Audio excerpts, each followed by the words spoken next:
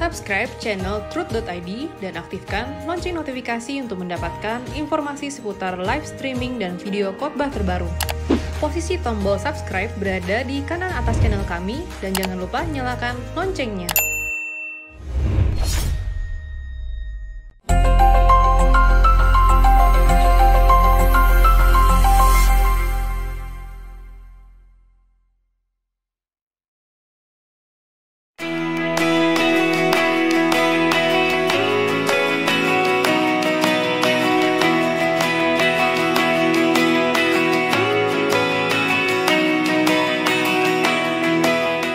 Kalau Allah itu benar-benar ada, Allah itu benar-benar hidup, seharusnya kita memiliki pengalaman yang nyata dengan Dia. Dengan adanya pandemi ini, COVID-19 ini, saudara, kita diperhadapkan kepada realitas bahwa kematian itu dekat. Kematian kita sendiri, kematian orang yang kita cintai.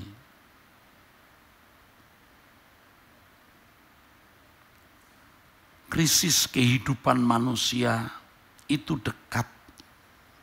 Apakah itu krisis ekonomi, nanti bisa menjadi krisis keamanan. Sebab kalau perut lapar orang bisa nekat, saudaraku.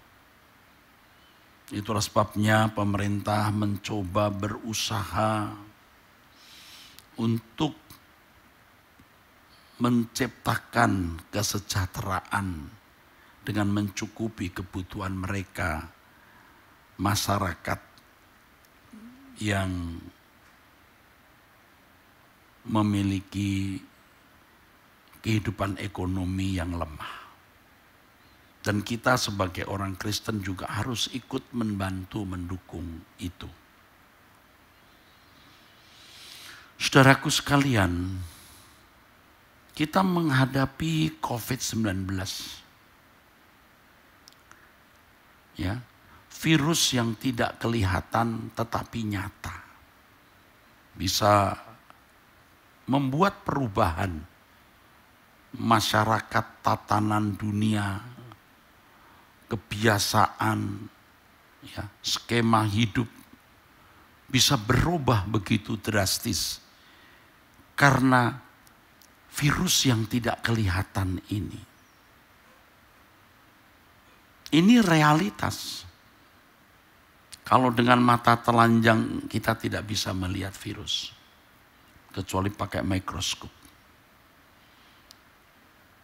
Nah, Allah pun adalah realitas yang tidak bisa kita sentuh tanpa iman. Ya. Kalau selama ini orang tidak memperdulikan realitas Allah, sekarang menghadapi realitas virus,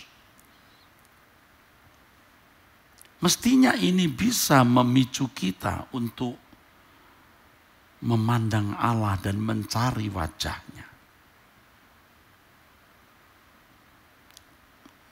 Kalau dunia menghadapi keadaan yang buruk dan makin memburuk, di mana kekuatan manusia tidak mampu lagi mengatasinya, maka orang mencoba untuk mencari solusi, ya, dari kekuatan yang melampaui dirinya.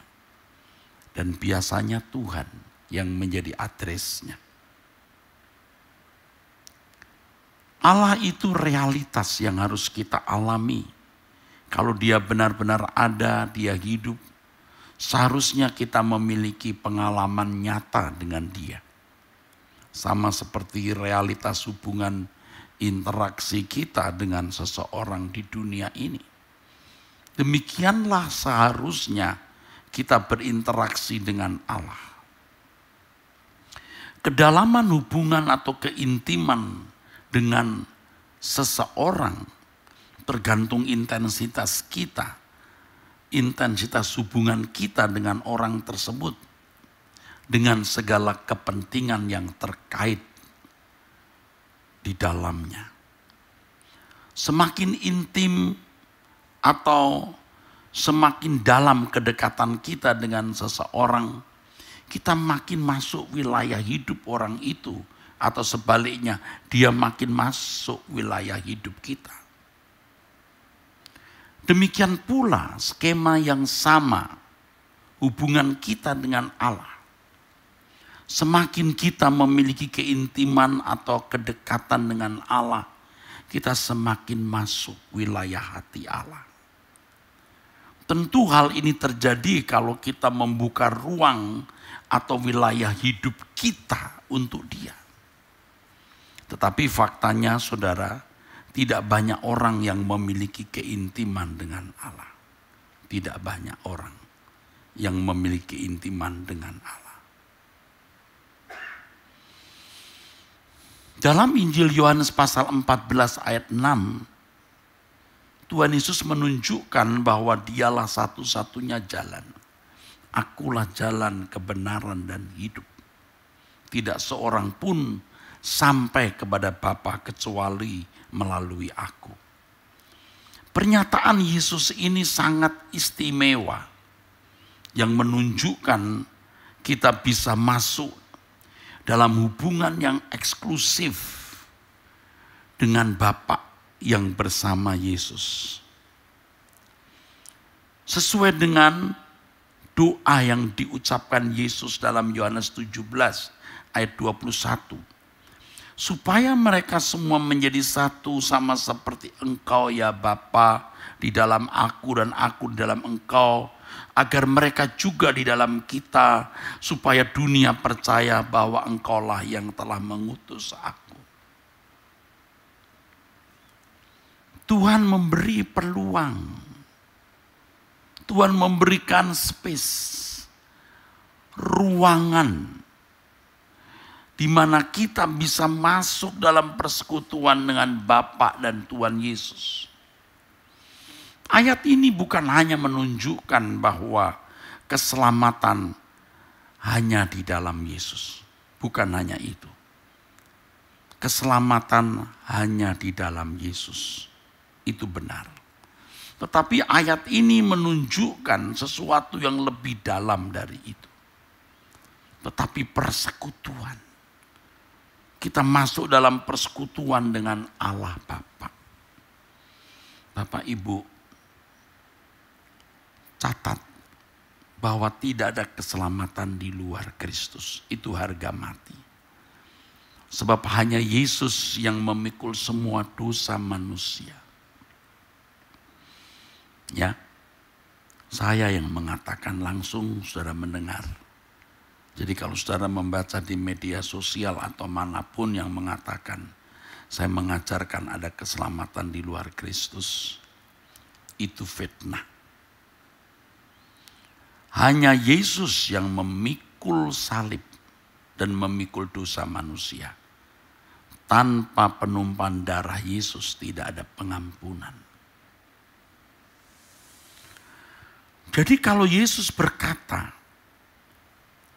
akulah jalan satu-satunya sampai kepada Bapa, itu merupakan ruangan, kesempatan di mana kita masuk ke dalam persekutuan dengan Allah semesta alam, di mana Dia menjadi Bapa dan kita menjadi anak. Dan inilah inti Injil itu. Terbukanya jalan untuk menemukan kembali persekutuan dengan Allah yang esa. Sebagai umat pilihan, kita benar-benar beruntung karena kita memiliki kesempatan untuk ini. Oleh sebab itu kita harus bisa menginvestasikan hidup kita sepenuhnya. Kita harus memiliki kesediaan untuk menyerahkan hidup kita tanpa batas. Untuk mewujudkan kedekatan atau keintiman dalam persekutuan dengan Allah Bapa dan Tuhan Yesus sesuai dengan standar yang Dia kehendaki. Engkau ya Bapa di dalam aku dan aku dalam Engkau, dan mereka orang percaya di dalam kita. Saudaraku, dalam kewajaran hidup seperti manusia beragama lain, banyak orang Kristen menjadi Kristen sekedar hiasan. Maksud saya, banyak orang Kristen hanya beragama Kristen, tapi tidak sungguh-sungguh hidup sebagai orang Kristen yang mengenakan kekristenan yang sungguh. Secara kulit beragama Kristen, tetapi tidak menghidupi kekristenan yang intinya adalah kehidupan Yesus di dalam hidupnya. Agama itu bukan hiasan, saudaraku. Memang manusia yang beradab, manusia yang dianggap arif, itu manusia yang harus beragama. Dan di negeri ini semua orang harus beragama. Ya. Sesuai dengan sila ketuhanan itu.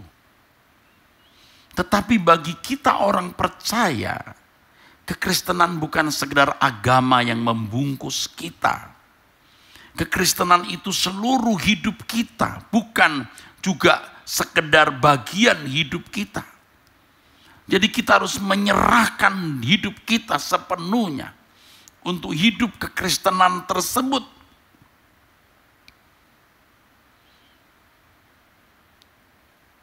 Kalau kita menjadikan Yesus jalan sampai kepada Bapa, jalan ini bukan terjadi atau berlangsung secara otomatis, tetapi harus ada usaha dari pihak kita yang tadi saya katakan menyita seluruh hidup dan menyedot semua potensi diri kita.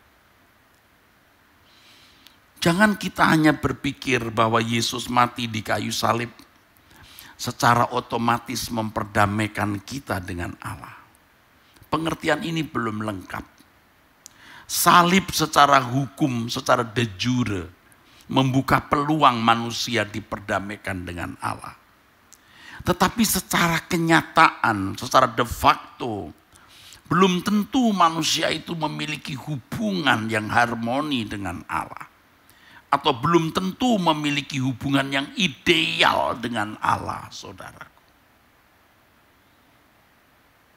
Ya memang kalau orang baru menjadi Kristen, kelihatannya akrab dan harmoni dengan Allah. Kelihatannya. Dan memang bisa harmoni dalam ukuran orang Kristen baru. Sama seperti kalau seorang anak usia 5 tahun, ya, 4 tahun, 6 tahun, 7 tahun. Kelihatannya harmoni dengan orang tua. Kelihatannya. Tapi belum ideal, belum.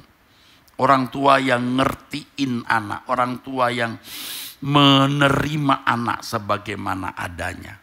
Tapi anak ini harus terus bertumbuh dewasa, memiliki karakter yang baik, karakter orang tuanya yang kemudian bisa memiliki hubungan yang harmoni dan ideal.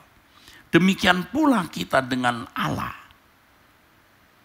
Kita harus bertumbuh untuk memiliki hubungan yang harmoni. Salib benar memperdamaikan kita dengan Allah secara de jure.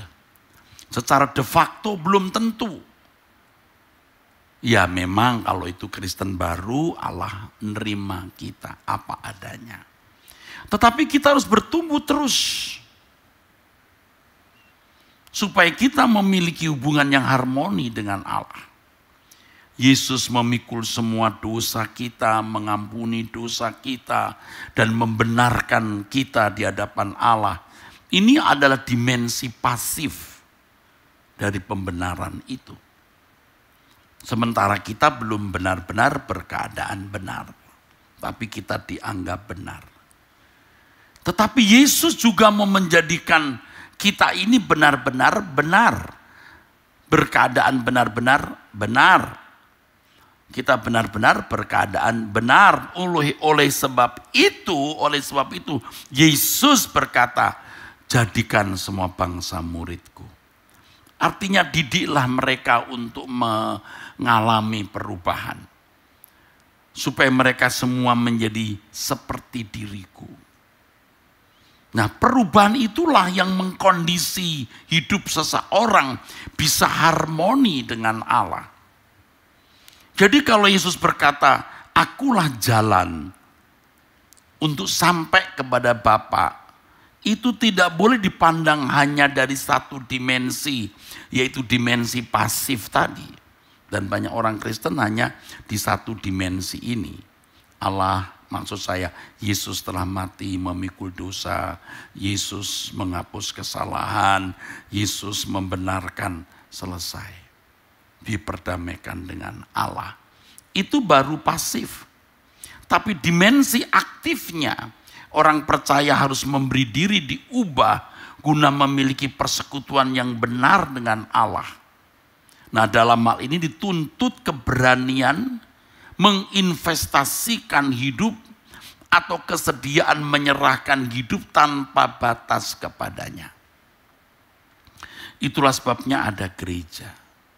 Gereja bukan hanya melestarikan agama Kristen dan memberikan jasa liturgi plus diakonia dan sosial. Gereja harus mendewasakan.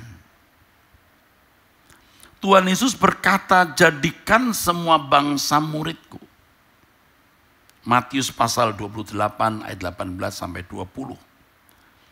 Amanat ini memuat panggilan agar orang percaya menjadi seperti dirinya, diri Yesus. Sebab hanya kalau seseorang mengenakan pikiran perasaan Kristus, bertumbuh dalam kedewasaan rohani ke arah dia, seperti begitu banyak tulisan Paulus, bertumbuh ke arah dia, maka kita bisa memiliki hubungan yang ideal. Tinggal di dalam Allah Bapa.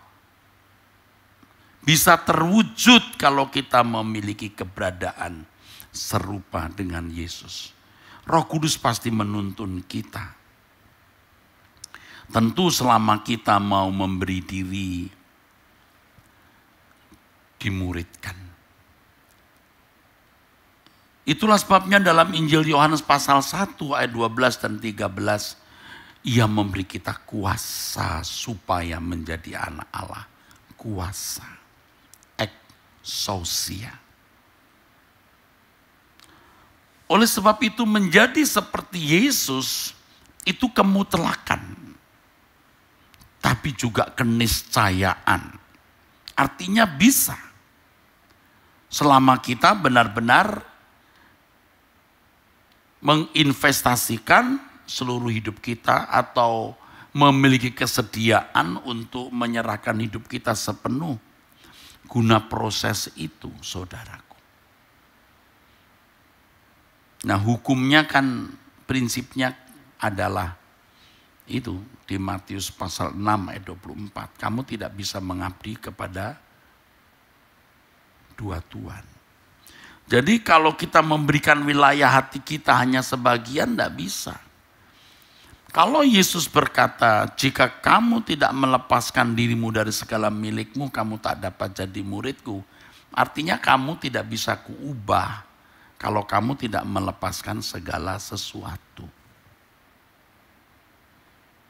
Nah, artinya seluruh wilayah hidupmu harus kamu serahkan.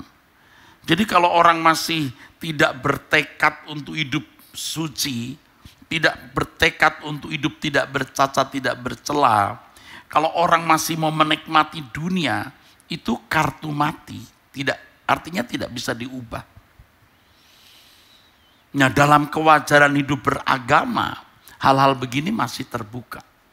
Masih boleh, seperti bangsa Israel. Berurusan dengan Allah tapi fokusnya masih kanaan duniawi. Masih mempersoalkan susu dan madu yang berlimpah. Kekristenan tidak begitu. Asal ada makanan pakaian cukup. Serigala mempunyai liang, burung mempunyai sarang, anak manusia tidak memiliki tempat untuk meletakkan kepalanya. Tetapi ayat-ayat seperti ini kalau saya sampaikan atau diajarkan, dan harus dikenakan secara konsekuen, kita dianggap konyol, saudara. Kita dianggap konyol. Ya saudaraku. Tapi ini kekristenan yang sejati. Ini bukan berarti kalau saudara tidak boleh memiliki fasilitas. Kita membutuhkan fasilitas untuk menjalankan roda hidup, guna sekolah kehidupan untuk menjadi seperti Yesus dan mencapai kehidupan yang bersekutu dengan Allah. Tapi bukan karena fasilitas itu kita hidup. Kita masih bisa menikmati manisnya gula, nikmatnya makanan, lezatnya rendang. Tapi tanpa manisnya gula kita bisa hidup dan tidak terikat dengan gula. Kita bisa menikmati lezatnya rendang, tapi kalau tidak ada rendang pun kita juga tidak marah. Kita butuh fasilitas, tapi kalau tidak ada fasilitas ya tidak apa-apa. Tidak ada mobil ya naik motor, tidak ada motor ya naik kendaraan umum. Tidak ada kendaraan umum ya kita naik sepeda, nggak ada sepeda ya jalan kaki. Tapi kalau saudara bagiannya, saya punya bagian porsi berkat itu mobil ya enggak masalah. Tapi bukan mobil, karena mobil itu kita hidup. Nah bagaimana kita bisa tahu? Nah itu tergantung masing-masing orang. Motivasi orang, saudaraku. Nanti semua kita akan menghadap pengadilan Allah. Dan akan diadili seseorang punya mobil karena mobil itu atau karena mau melayani Tuhan. Menjalankan roda kehidupan, menjadi orang yang berkenan kepada Allah, itu pelayanan. Saudara, jadi yang bisa tinggal di dalam Bapa dan Tuhan Yesus itu orang-orang yang menjadi anak-anak Allah. Standarnya anak Allah itu tinggal di dalam Dia. Itu standar anak Allah. Dan Yesuslah model anak Allah tersebut, saudaraku. Tinggal di dalam Dia. Oleh sebab itu anak Allah, sebutan anak Allah itu bukan sekedar sebutan ya, bukan sekedar status, tapi keberadaan yang harus diperjuangkan. Dan ini respon terhadap anugerah yang Allah berikan. Keselamatan bukan oleh perbuatan tapi oleh iman, itu betul. Mau perbuatan sebaik apapun, tanpa kematian Yesus di kayu salib, tidak ada artinya. Ya, Paulus mengatakan itu karena Paulus seorang yang dulu berusaha melakukan hukum Taurat dengan tidak bercacat dan berharap melaluinya dia dibenarkan. Nggak bisa dibenarkan dengan melakukan hukum, tapi oleh salib Kristus. Nah respon kita terhadap salib itu bukan hanya mengakui Dia Tuhan dan Juru Selamat mati menebus dosa manusia.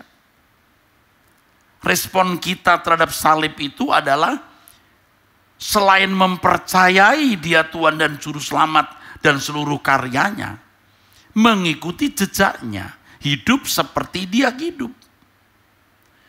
Percaya atau iman itu mewujudkan percaya dalam tindakan. Jadi tanpa respon ini tidak terjadi perubahan. Berarti juga tidak percaya, belum percaya. Kalau Abraham dikatakan percaya atau beriman itu meninggalkan Ur Kasdim. Kalau saudara mengatakan percaya Yesus tidak berjuang untuk ikut jejaknya, Anda tidak percaya Dia. Saudara percaya Yesus tapi takut mati, ada yang gak beres hidupmu. Yang ngomong juga kita mati masuk surga. Itu hanya ngomong dari cara hidupmu menunjukkan yang kamu masih cinta dunia.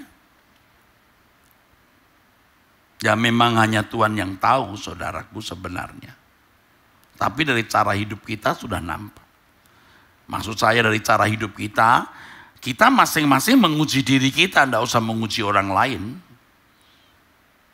Ya, orang yang suka menguji orang lain itu pasti tidak benar. Pasti tidak benar. Pasti tidak benar. Ya. Ujilah dirimu, bukan uji orang lain. Kalau Yesus berkata, akulah jalan untuk sampai kepada Bapa, tidak ada seorang pun sampai kepada Bapa kecuali melalui aku, bisa berarti satu, dia memberikan kita potensi eksosia untuk menjadi seperti Yesus. Yang kedua, kalau tidak memiliki kualitas hidup seperti dia, tidak akan sampai dalam persekutuan dengan Bapa. Jadi saya mengajak saudara jemaat Tuhan, coba periksa diri deh, uji diri, tidak usah uji orang lain. Apakah saudara sudah memiliki kehidupan sebagai anak Allah? Bukan hanya status. Karena mudah orang berkata, kita anak Allah. Keberadaanmu itu keberadaan anak Allah, tidak. Yesus itu modelnya. Model anak Allah yang harus kita kenakan. Bagaimana kita bisa tahu? Uji dirimu masing-masing. Jika kita melakukan kehendak Allah dalam segala hal, baru itu benar. Yang kau pikirkan, yang kau renungkan, yang kau ucapkan, yang kau lakukan, itu bermartabat anak Allah.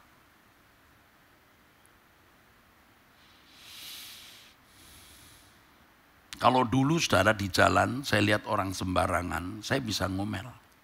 Bahkan saya bisa buka jendela mobil dan saya bisa mengucapkan kata-kata. Untuk apa? Tidak bermartabat.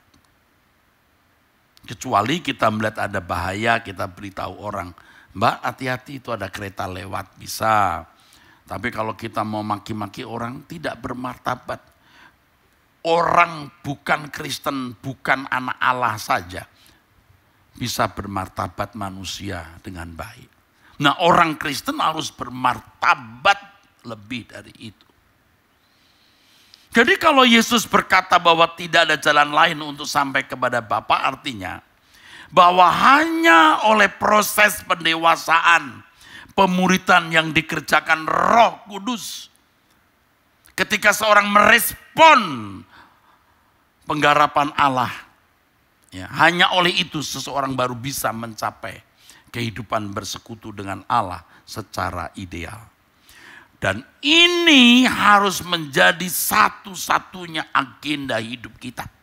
Tidak ada agenda lain dalam hidup ini. Kalau ada agenda lain, engkau menyalahi prinsip. Matius 6:24. Engkau tidak bisa mengabdi kepada dua Tuhan. Nah, jika kita memberi wilayah seluas-luasnya untuk Allah, baru Allah bisa menggarap kita. Maka Yesus berkata, jika kamu tidak melepaskan dirimu dari segala milikmu, kamu tak dapat jadi muridku. Ini bukan berarti saudara, ya, uang kita berikan gereja semua, bukan. Sekalipun kamu memberikan seluruh hartamu, tanpa kasih sia-sia. Artinya kita harus memiliki pikiran perasaan Kristus, yang di dalam segala hal yang kita lakukan selalu sesuai dengan pikiran dan perasaan Allah. Bukan lagi menghitung 5%, 10%, 20%, 30% atau berapa. Seluruh hartamu kau berikan tanpa kasih sia-sia. Allah itu kasih. Jadi kalau tanpa kasih berarti tindakan tidak sesuai dengan pikiran dan perasaan Allah. Mengerti saudara? Jadi menjadi seperti Yesus itu kemutlakan. Itulah anak Allah. Model, profil anak Allah. Kalau kita membuka diri terhadap dunia dengan segala kesenangannya, tidak bisa. Saya biar pendeta juga telah membuka wilayah hidup saya untuk banyak kesenangan. Tapi sekarang kita harus bertobat, saudaraku. Tuhan itulah kebahagiaanku satu-satunya. Dan ini sebuah pilihan. Anda tidak memilih, Anda tidak pernah masuk kehidupan sebagai anak Allah yang benar. Harus menghidupkan Yesus di dalam hidupmu. Dalam hidupku. mengenakan hidup Yesus, meninggalkan gemerlap dunia ini. Itu yang benar. Jangan hanya beragama Kristen ke gereja seminggu sekali, 2 kali. Apalagi sekarang tidak ada kebaktian di mana kita berhimpun bersama. Wah, orang merasa memiliki pembenaran tidak ke gereja. Ikut streaming juga sambil lalu. Sambil ngelap meja lah, sambil makan apalah, sambil ngobrol. Anda tidak menghormati Tuhan. Kalau ikut kebaktian ini, khusus kepada jemaat yang saya layani, Gereja Suara Kebenaran Injil, duduk di situ, dengar firman, jangan lakukan pekerjaan apa-apa kecuali mendengar firman. Supaya kita belajar kebenaran. Kalau saudaranya Kristen dan beragama Kristen tetapi tidak sungguh-sungguh hidup dalam persekutuan dengan Allah karena tidak melakukan kehendak Bapa, dia berkata, aku tidak kenal kamu. Aku memilihmu Tuhan, kau segalanya bagiku. Ku mengenakan hidupmu dalam setiap langkahku. Diriku telah kau beli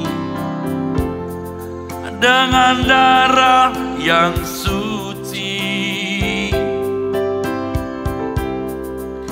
Hidupku yang sekarang ini bukannya aku lagi. Aku memilihmu Tuhan. Aku memilihmu Tuhan. Kau segalanya bagiku. Ku mengenakan hidupmu dalam setiap langkahku. Diriku telah kau beli dengan darah yang suci. Hidupku yang sekarang ini bukannya aku lagi. Indahnya gemerlap dunia, indahnya gemerlap dunia dan kemegahannya. Rela ku tinggalkan dan aku lepaskan, tak ku ingini lagi. Kini mataku memandang Tuhan Yesus kan datang. Langit dan bumi yang baru, kerinduan hatiku.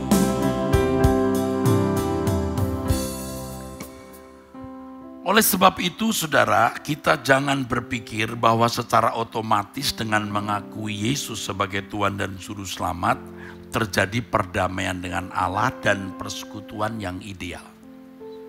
Secara de jure ya, tetapi secara de facto tidak. Kalau ditanya apakah anak umur 7 tahun dengan mamanya bisa harmoni, oh bisa. Tapi itu belum ideal. Anak itu harus berkembang dewasa. Ya. Nah, banyak orang Kristen tuh mau seperti anak-anak terus. Merasa harmoni dengan Allah. Allah baik, ya Allah sayang aku. Tapi kalau ditanya, kamu sayang Tuhan enggak? Sayangnya ya kata-kata. Allah baik, Dia menyertai aku. Kau menyertai Dia enggak? Allah baik, Dia menderita untukku. Kau menderita untuk Dia enggak? Kan setelah kita bertahun-tahun ikut Tuhan harus bertumbuh dewasa. Kita menyertai pekerjaan Tuhan. Ya. Kita menderita bagi Dia. Pendamaian terwujud kalau kita memasuki proses perubahan dari manusia berdosa, dari manusia yang berkodrat dosa menjadi manusia yang berkodrat ilahi. Pendamaian yang ideal, perdamaian yang ideal. Kita didamaikan oleh darah Yesus, amin. Tetapi persekutuan yang ideal, kita tinggal di dalam Dia, Dia di dalam kita, harus melalui proses pendewasaan kita. Manusia berkodrat ilahi artinya dalam segala hal yang kita lakukan selalu sesuai dengan pikiran dan perasaan Allah. Nah, itu yang dimaksud, kamu harus sempurna seperti Bapa, yang sama dengan serupa dengan Yesus. Dan proses ini bisa berlangsung kalau orang meninggalkan segala sesuatu. Jadi bertekad sungguh-sungguh untuk hidup suci, tak bercacat, tak bercela, dan bersedia tidak menikmati dunia. Walaupun kenyataannya kita tentu masih bisa salah, ya, jiwa kita masih keruh, ya. Artinya sesekali mungkin masih mengingini sesuatu yang untuk kepuasan diri. Ya, belum dewasa. Tetapi nanti kalau sudah makin dewasa, seperti lagu tadi, ku tinggalkan dosa dengan segala kesenangannya. Makin tua kita itu harus makin mengosongkan bejana kita. Iya. Harus. Makin tua kita harus berani berkata, Tuhan, aku rela mengosongkan bejana jiwaku ini dari segala keinginanku dan semua hasrat pribadiku. Tuhan, penuhi aku dengan gairah surgawi nan suci, agar apapun tak ku ingini lagi, hanya Engkau hartaku abadi. Saat ku pulang menghadap Bapa, hanya Engkau yang ku miliki. Kerinduan hatiku, kehausan jiwaku, dapat ku memandang wajah-Mu. Jadi semua harus dimulai dari tekad yang kuat, tekad yang bulat. Tekad ini yang menentukan keselamatan seseorang, karena tekad ini yang menentukan kualitas percaya kita. Dari pihak Allah anugerah dan 100% selesai dikerjakan di kayu salib dan disediakan bagi kita. Respon kita ini harus kita selesaikan. Tidak otomatis. Percaya yang benar disertai tekad yang kuat sampai kita bersedia berbuat apapun yang Allah kehendaki. Bukan kalau kita berkata manusia dibenarkan bukan karena perbuatan tapi karena oleh iman. Dan yang dimaksud iman di situ iman Abraham. Roma pasal 3, 4 dan 5. Anda baca. Imannya Abraham. Abraham itu model dan inspirasi iman yang benar. Kalau iman atau percaya hanya dalam pikiran, maka tidak membutuhkan tekad. Jadi bahaya sekali loh saudara, kalau orang merasa selamat itu mudah. Nah Tuhan Yesus sendiri berkata, berjuanglah masuk jalan sempit. Berjuang, katergezeste. Strive, struggle. Bukan hanya berkehendak, zetiseusin. Bukan hanya berusaha dalam arti terbatas. Tetapi segenap hidup yang dipertaruhkan. Jadi prinsip hidup kita mestinya ini saudara. Bahwa kita hidup hanya untuk mewujudkan keselamatan.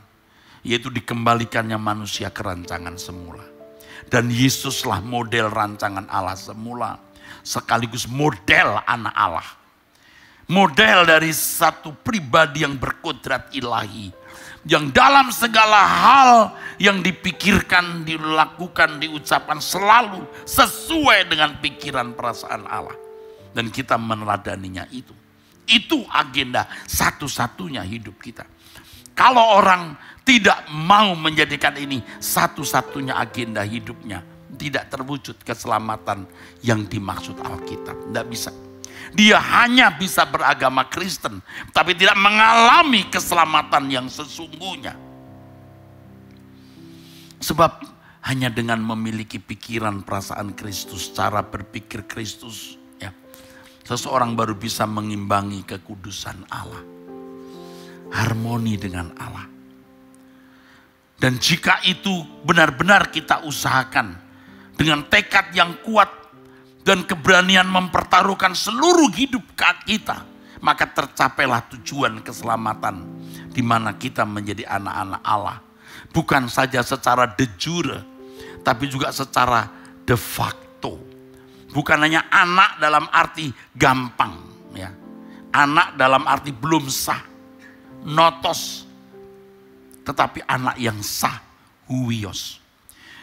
Kalau tidak ada kenyataan orang percaya, artinya kalau orang percaya tidak memiliki kenyataan sebagai orang percaya yang berkeberadaan seperti Yesus, berarti bukan anak Allah. Dan seperti Yesus itu melakukan kehendak Bapa. Bisa dimengerti kalau di Injil Matius pasal 7 ayat 21-23. Yesus berkata kepada orang-orang yang tidak melakukan kehendak Bapa, aku tidak mengenal kamu.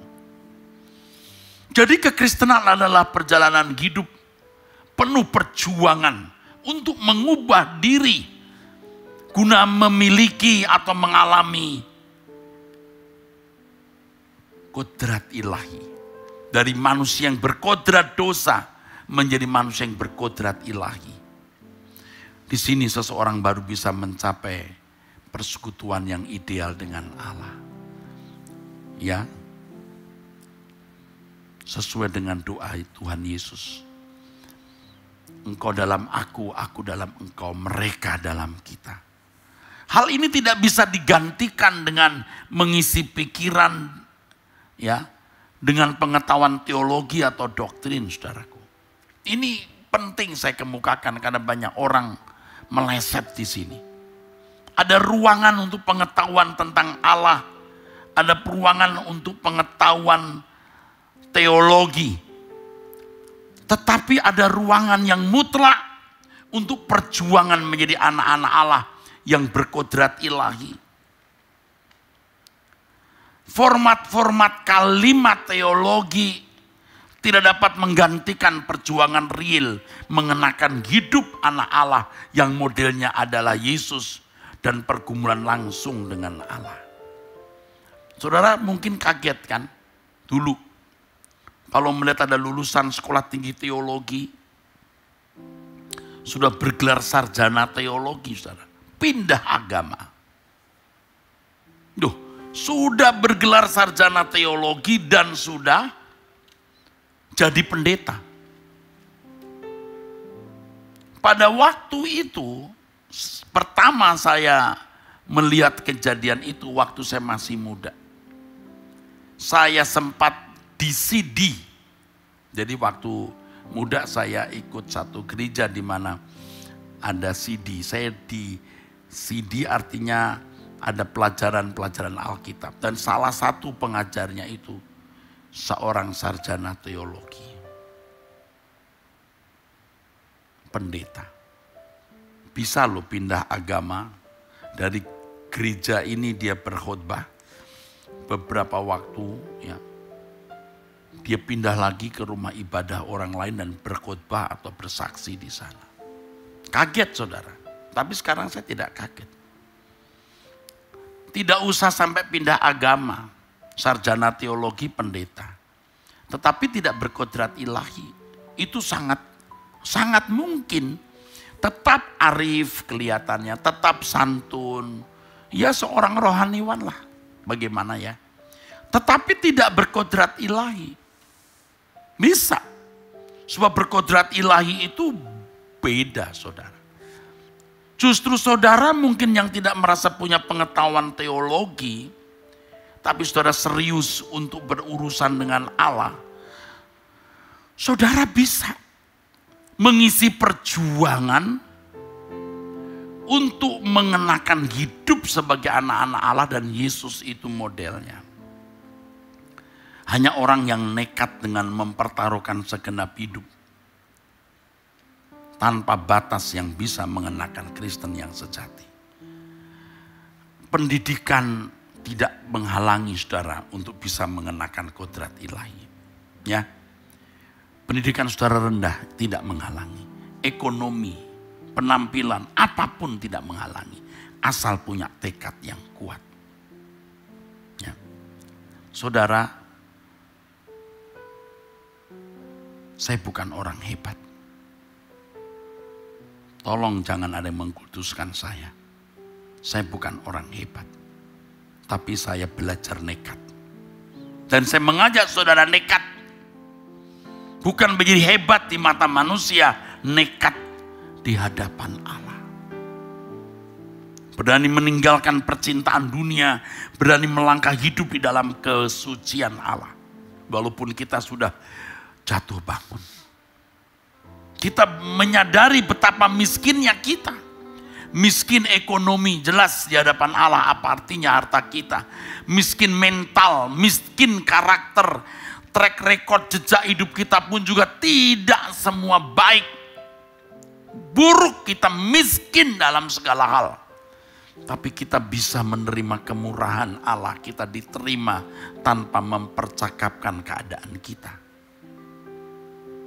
Ayo kita mencari Allah. Sediakan waktu setiap hari minimal 30 menit. Kalau seorang pendeta itu 1 jam duduk diam. Temui Allah. Alami dia lewat setiap peristiwa kehidupan yang terjadi. Karena dia bermanuver di setiap kejadian-kejadian hidup yang kita alami. Bergaul dengan Allah, berinteraksi dengan Allah. Justru dalam setiap persoalan hidup. Dan temukan itu. Jangan merasa hadir hanya waktu melihat mujizat, sakit sembuh. Hanya ketika mengalami pertolongan Allah secara spektakuler. Justru kita bisa menghayati Allah dan berdampak dalam karakter kita ketika kita merasakan kehadirannya dalam setiap persoalan hidup dan di dalamnya kita menemukan kehendaknya, kita menemukan nasihat-nasihatnya, saudaraku. Saudara, membutuhkan waktu panjang. Tapi saya minta saudara-saudara untuk bisa ikut serta.